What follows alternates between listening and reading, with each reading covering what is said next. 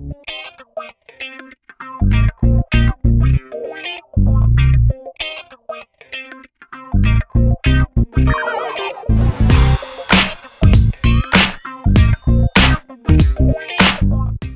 bien, bonjour, l'objectif de cette vidéo est de vous expliquer comment résoudre graphiquement une équation du type f de x égale m étant un nombre réel, ou alors une inéquation f de x supérieure ou égale à m, ou alors une inéquation du type f de x strictement inférieure à m.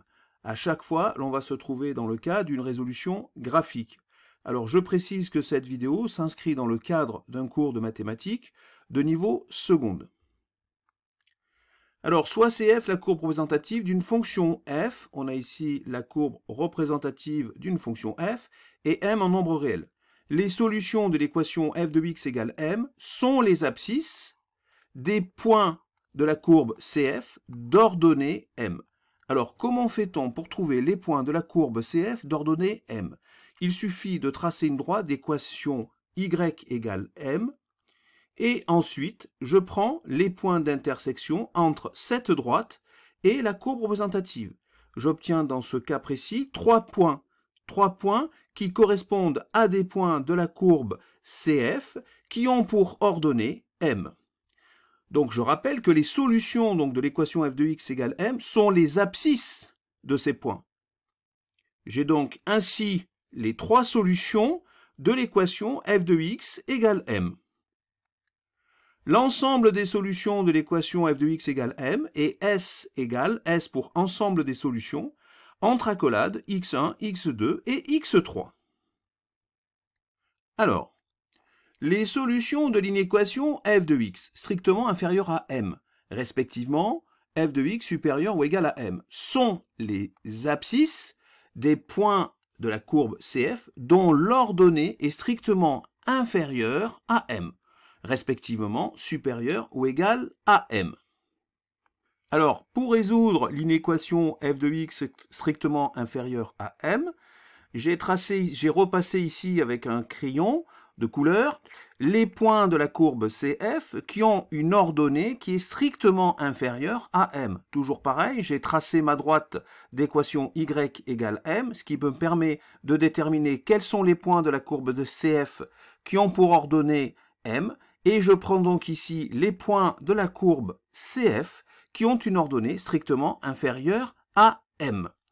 Et pour trouver les solutions, je vais prendre les abscisses correspondantes.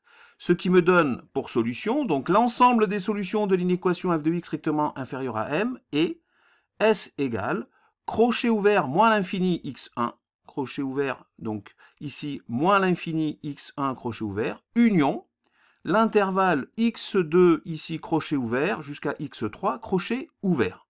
Donc voilà les intervalles, la réunion des deux intervalles qui correspond à l'ensemble des solutions de l'inéquation f de x strictement inférieure à m.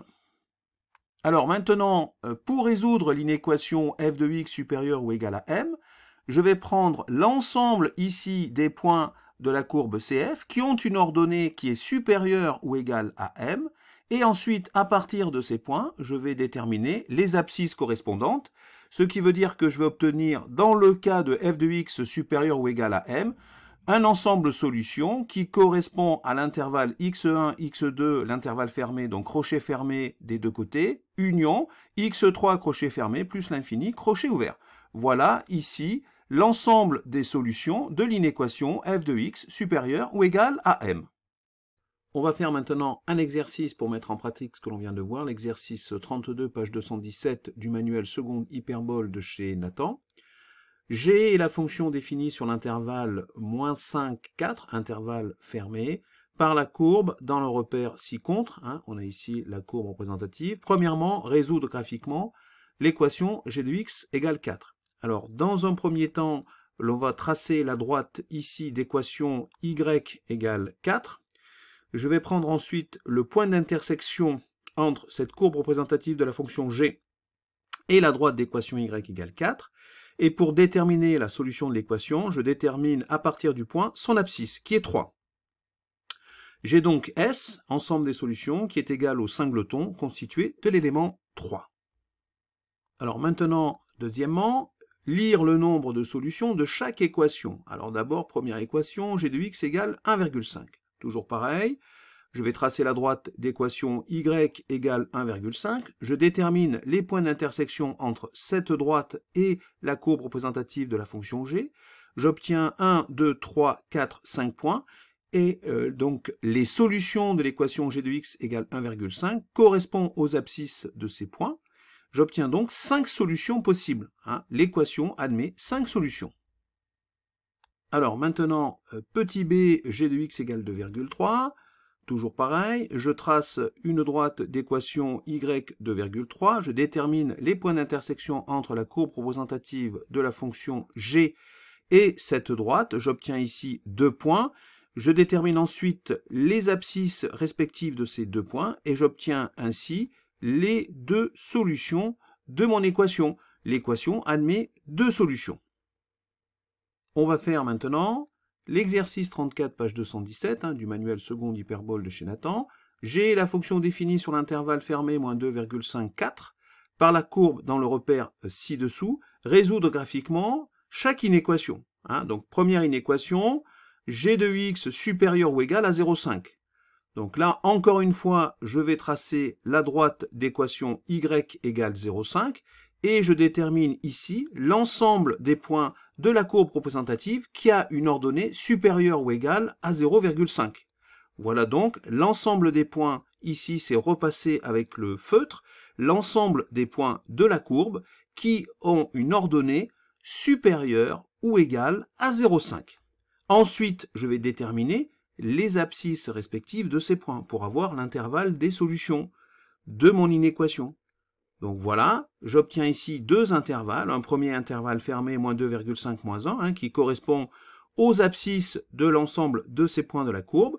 J'ai ici un deuxième intervalle qui est encore un intervalle fermé 1,54 qui correspond aux abscisses des points de ces points-là précisément de la courbe. Et au final, j'obtiens solution de l'inéquation g de x supérieur ou égal à 0,5. Eh bien, c'est la réunion des 2 intervalles fermés. Le premier, moins 2,5 moins 1, et le second, 1,54. Alors, les intervalles sont bien fermés, puisque dans l'inéquation, j'ai g de x supérieur ou égal à 0,5. C'est-à-dire que je dois prendre les abscisses des points de la courbe qui ont une ordonnée qui est égale à 0,5. Alors ensuite, petit b, g de x strictement inférieur à 0. Toujours pareil, je vais tracer une droite d'équation y égale à 0. Je vais déterminer l'ensemble des points de la courbe qui ont donc l'ordonnée strictement inférieure à 0. Ce sont donc ces points-là. Et je détermine à partir de ces points leur abscisse respective. Et cela va me donner l'intervalle solution.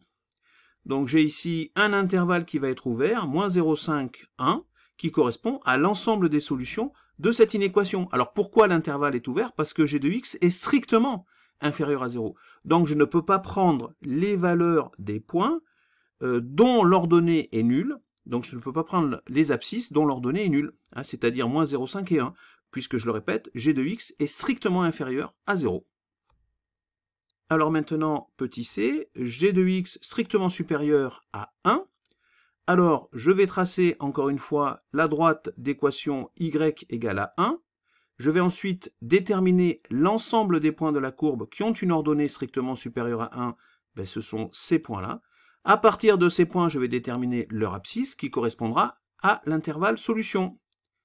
Et donc voilà, j'ai ici donc un intervalle solution qui va être moins 2,5 crochet ouvert, 4 crochets fermés. Alors, pourquoi crochet ouvert pour moins 2,5? Eh bien, parce que le point d'abscisse 2,5 a pour ordonnée 1.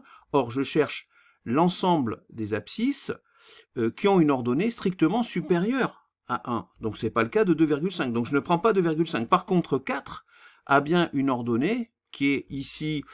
Alors 1,5, l'ordonnée de 4, on la voit, c'est 1,5, c'est bien une ordonnée qui est supérieure à 1. Donc je peux prendre l'abscisse, c'est-à-dire je peux prendre 4.